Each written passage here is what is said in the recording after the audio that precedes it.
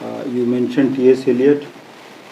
I would like to mention here, because she mentioned Eliot, it is today, exactly to the date, a century, when T.S. Eliot completed writing the four quartets. And the fourth of the four quartets was based on a source in India, which was Brihad Upanishad, where Prajapati, having created the world, dances with joy, and the Devas, Danavas and Manavas watch in amazement, and he's saying da, da, da, da, da, as he dances. And he says, did you follow what I said? And each one says something different. Datta, Damyata, Dayadon. Be givers, don't rob. Learn to forgive, be compassionate. If Prajapati were to create the world again and dance today, I think all three words had to be said by those who will be in the front line today. Terrible things are happening. Compassion less, generosity less, front that we created. Thank you for reminding us of a poem written 100 years back in England about us. I think it is time for us to write about us and say once again that Damyata Dayadvam. You mentioned, how a Muslim is not forgiven. Is Vaishnavajan to dene kahiye. I think these words resonate with our times. With this, I invite the last comment of this movie. I am aware that we exceeded the time set for this meeting, but I cannot resist the temptation of listening to the full statement by Professor Dr. Ashish Nandy, who has inspired me in doing this work. Dr. Nandy, you say that there is no formal thanksgiving for this, because I cannot thank everybody. So, with these words, you speak and then we'll disperse. Thank you. You speak and then we'll disperse. Thank you. And there are, beyond that, there will be coffee and snacks outside. Thank you.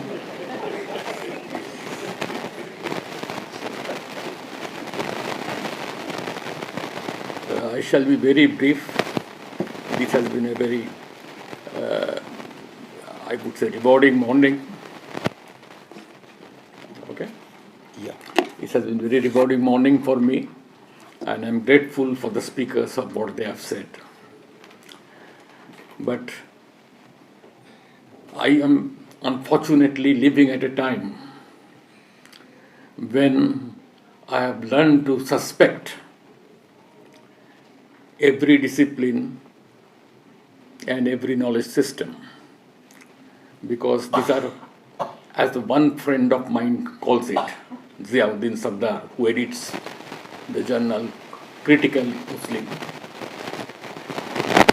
that these are post-normal times. And grappling with it requires us to examine. It is our bounden duty to examine what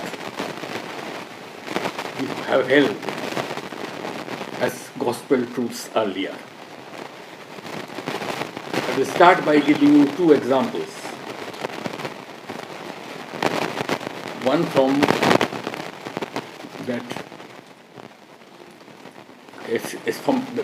one from a country which stands as a symbol of greatest evil, Nazi Germany. Much before the Nazis came into power in 1920s, German doctors popularized a slogan to improve the purity of race. Any child, German child, born with a defect, however minor, must be terminated. and with the concurrence of the parents. Many people do not know this. This is the first instance of a Nazi intervention, Nazi knowledge system without the Nazis, because it was prior to the Nazis. This was done by doctors and scientists. Symbols of rationality.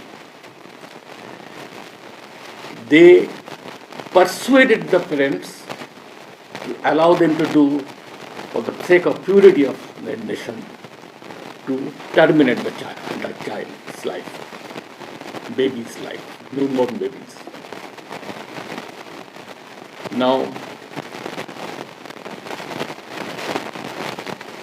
this is the level to which the dominant concept of rationality ultimately led to. I wanted to give this example and also give another one.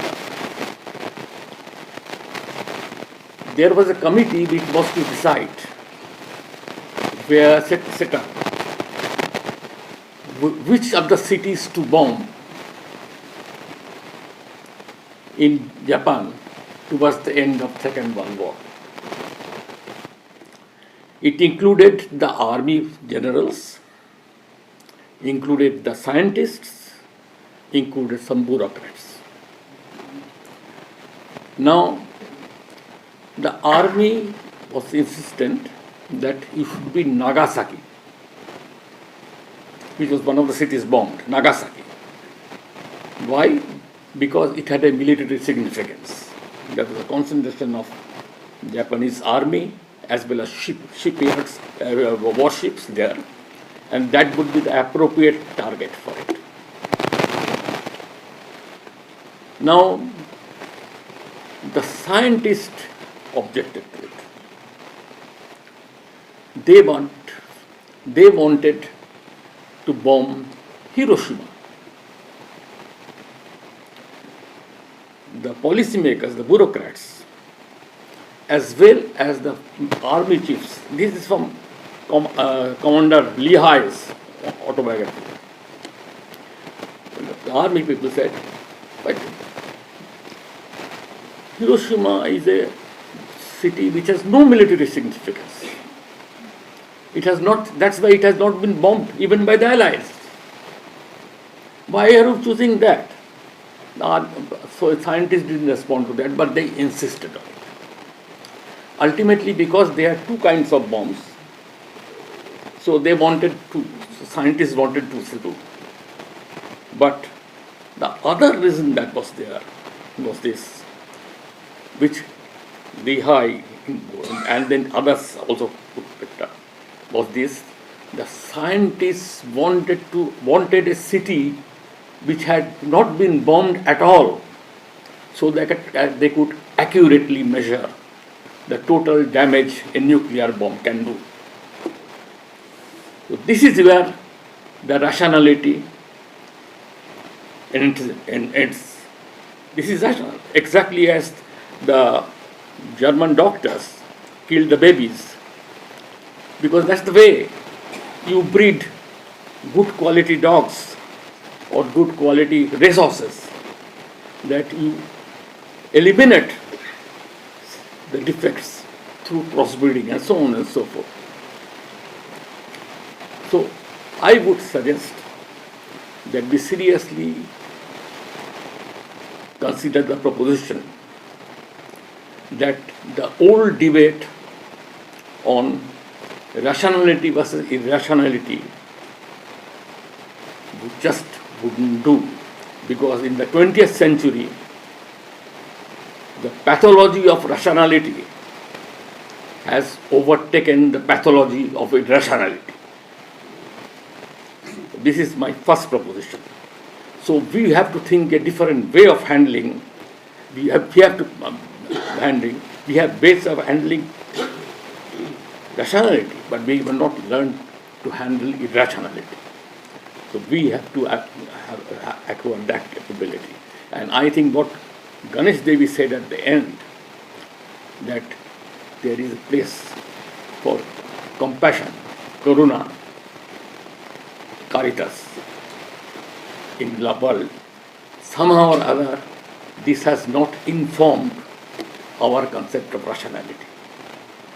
And I do not believe that we can really depend on rationality anymore. I once did an exploration to find out about the way the Xylon B, which was used in gas chambers to kill off the Jewish women, children, and so on and so forth in the concentration camps, who devised it and why.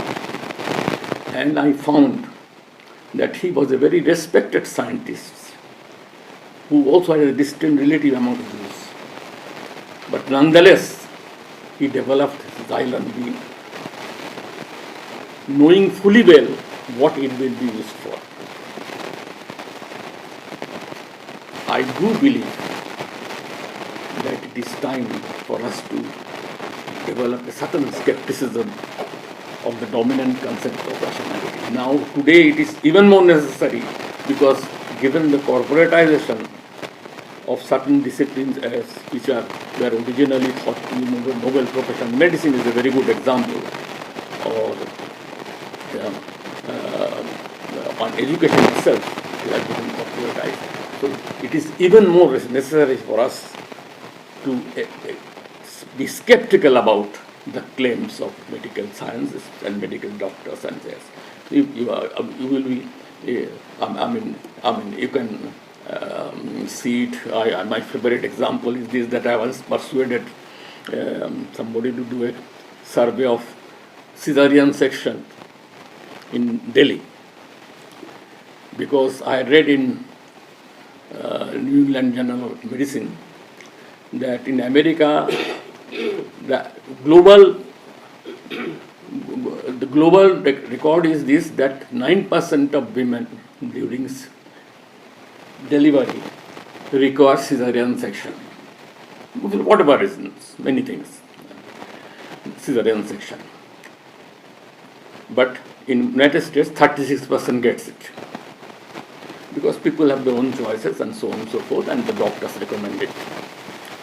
Now, when we studied this thing in Delhi, the data was like this, that in government hospitals, it was cesarean section was 10%, as opposed to 9%, which is global figure. So 1% I can understand, because many women suffer from, half the women in India are supposed to suffer from anemia, and so on. And there are other possible reasons of, for opting for it. But there is, so that is understandable. All government hospitals, it was 10%. But in the private hospitals, it was above 95%.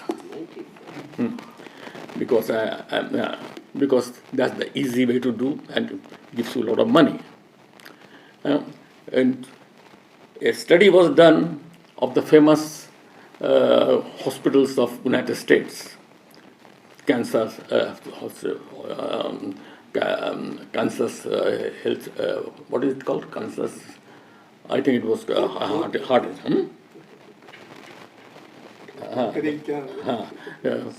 Sloan Kettering. Sloan Kettering. That's in New York. But Cancer Heart Facility, Houston Heart Facility, such the topmost surgical centers. Many Indians also go to get their operations done in this country. Now, this is done by American researchers. They showed that a surgeon prescribes surgery to his own family, himself and his family. 1/3 of the time, they prescribe it for other patients. So even having an operation, you have to have, now they advise you to take that opinion of more than one surgeon. So these are the result of a certain kind of corporatization. I can only call it that. So I do not think that rationality can be that. My second point is this. I promised you to say 3 points. Second point is this. You should be aware of this. That history, like all disciplines now, is open to criticism, or limitations at least. It is no longer only history. I believe in Benedetto Croce's statement, which I have repeated so many times, who said, all history is contemporary history. All history is contemporary history. And one of my gurus being Sigmund Freud, who believed in history, but when you read in between lines, you find that in his work, the past and the future both meet in the present. In other words, there is no history independent of the present. It is we who write history, we who handle history, which is we who construct history. How we construct it is up to us. There is no truth, no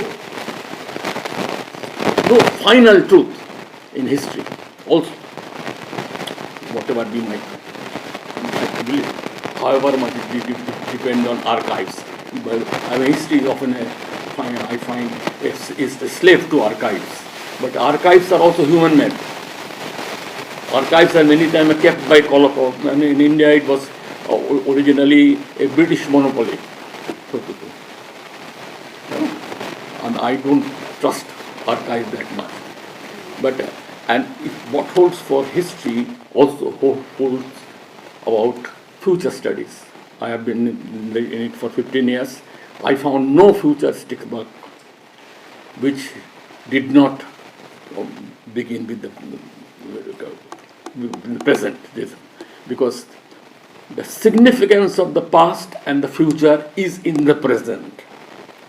Past and the future meet in the present, today, at this moment. And therefore, how we handle them depends on us. It is not left to historians. It is not left to the government to decide, but for us, individual intellectuals and individual scholars, to decide how you will handle the past and the future. There. Now, I want to add the third point is this, that after saying all this, I will suggest that there are four domains from which dissent has arisen over the last, I would say, roughly 150 years in India.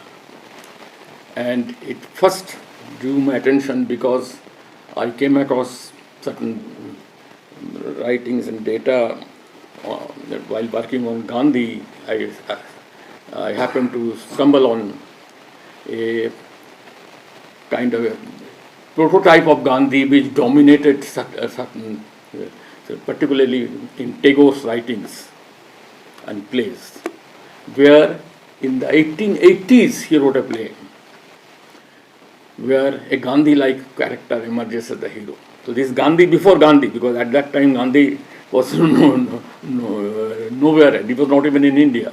And even in South Africa, he was only a struggling lawyer. And but anyway, I don't want to go into that part of the story. But I want to draw your attention to the fact that dissent has come because Tagore's first attempt was this play he wrote with a Gandhi-like hero, but his a large number of our writings, he uses the Buddhist Jataka tales to argue for social equity and justice. Equity and justice. And it is, I found that this part of the story, it is, in the sense, it caught on, it became very well known, this part of the story. And many others then began to do the same. That was the Buddhism which had been exiled from India, in all, nonetheless lived as a subterranean consciousness in all. And in moments of crisis, it has come out. I mean, from Tagore's use of Buddhist Jataka tales to Ambedkar's famous saying that all history of India is only the history of a mortal combat between Brahminic India and Buddhism. This is Ambedkar says. Now this comes from that substratum, because Ambedkar was originally thinking of many other things. He was thinking of what possible religions he could choose for, and so on and so forth. He was toying with many ideas. We arrived at Buddhism is also an interesting fact. It's a psychological fact that he chose it because, and that has often come out in the same way. In Mahabharata, not in the revised version of Bhandarkar Institute, but the Mahabharata as it existed, in, say, for example, in M.N. Roy's translation of so forth, which the Mahabharata, which was written over something like between 800 to 1200 years in India, was that sense a collective effort. It's a people's effort also, in some sense, or generations of Indians have participated in Mahabharata. In that Mahabharata, they found this was a prakshipta, and that's, I personally find, the finest chapter and the greatest chapter of Mahabharata, the Shanti Parva, where Yudhishthira says at the end of the Kurukshetra war that this, our victory, is intertwined with defeat. Yeah, because they have killed the entire clan themselves, their own relatives and brothers. And it's a marvelous, moving chapter. So that was the first strand. The second strand on which Tagore and later on Gandhi both agreed and referred to was Tagore's explicitly says that, and Gandhi implicitly says that India's unity as we see it today, but when we talk of Indic civilization or when we talk of India as a confederation of cultures, whatever, when you look, depends not on the Shruti texts,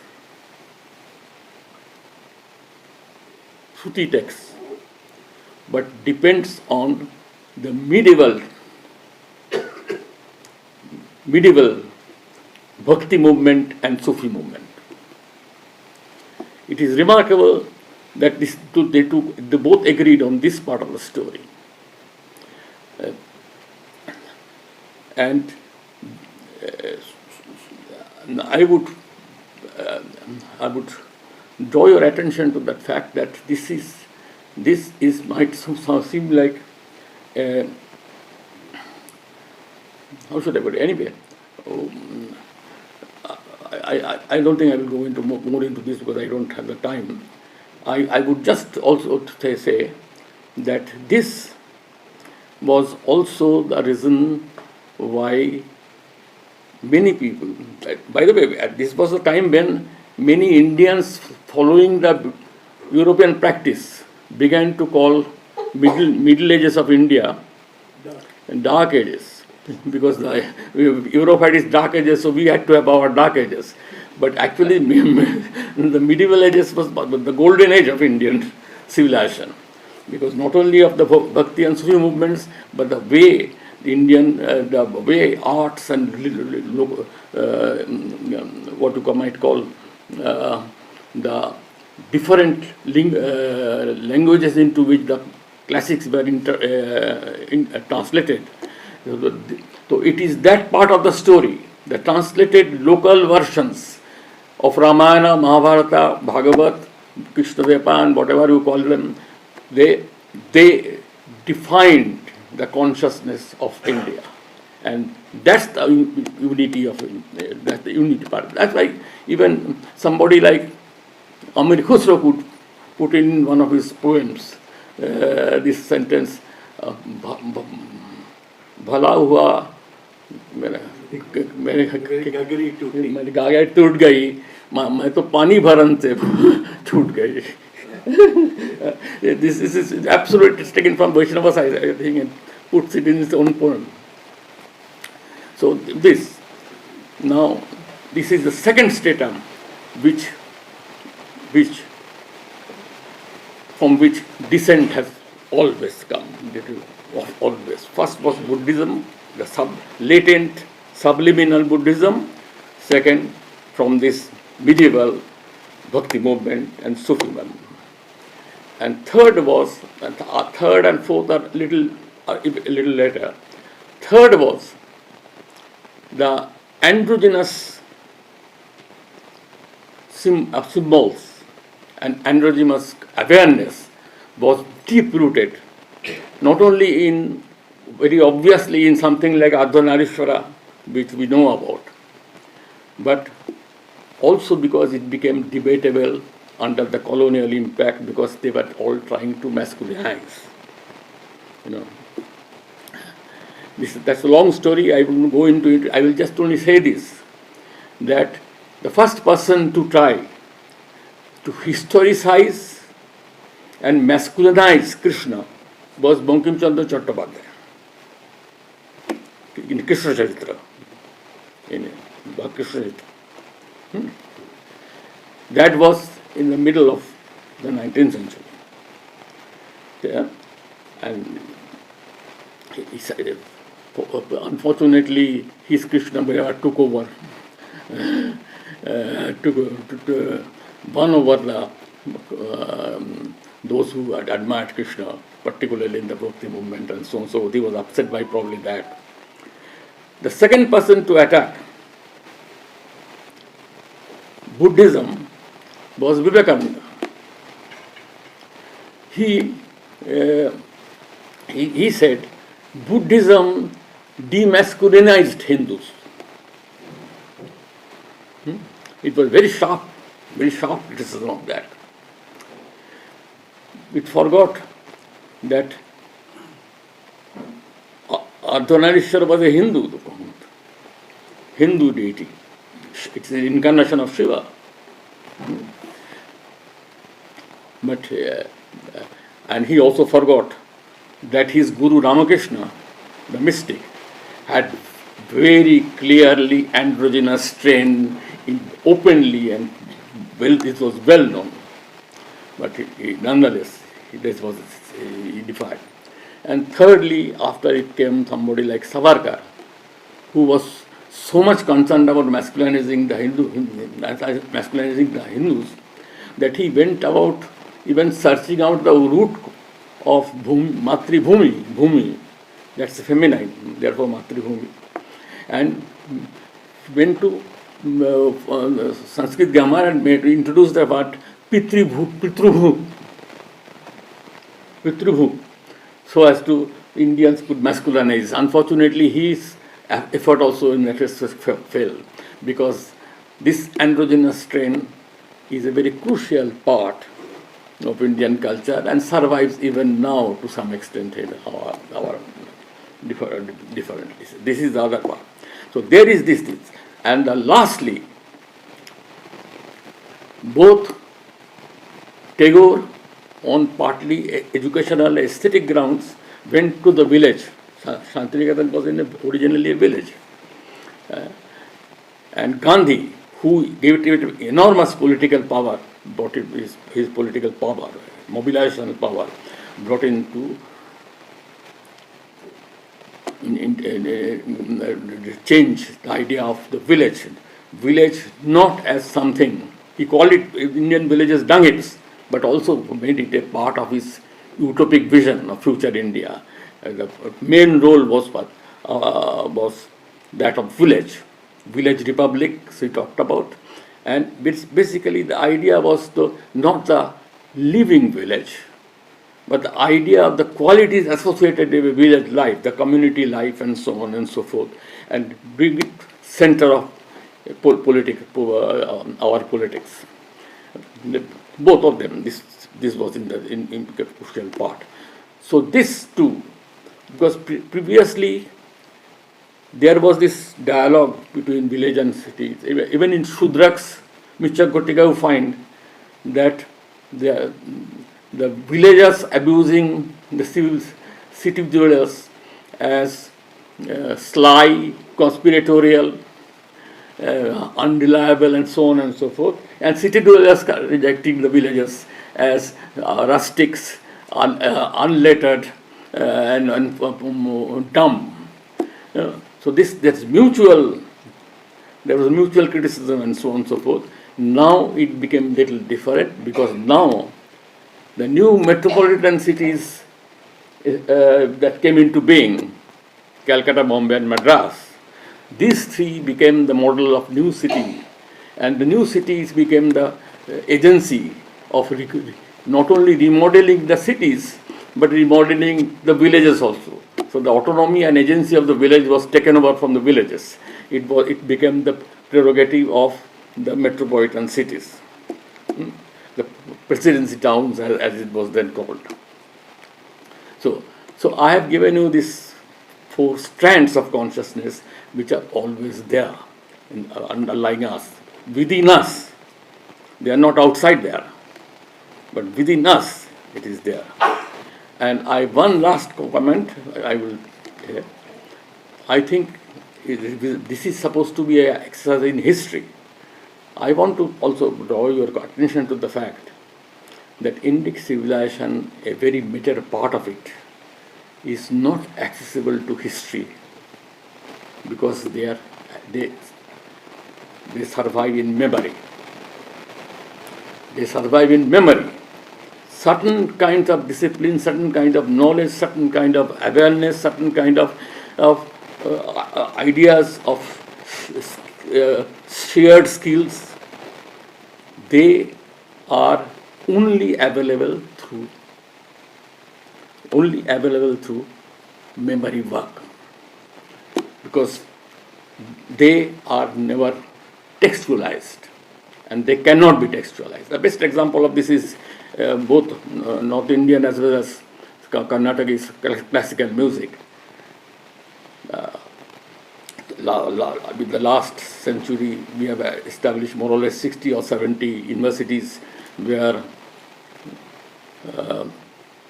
degrees are given in music. You can do a PhD in music.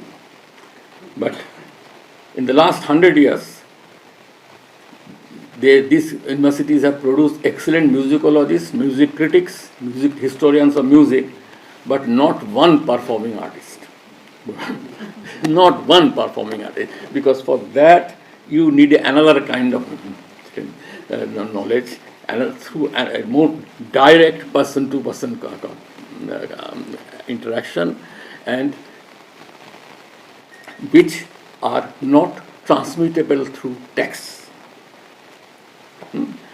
So I have given you this scope for being not only doing what we are doing, but also look at it also critically and find out ways of bringing in what Ganesh Devi referred to as the idea of compassion, karuna, or caritas.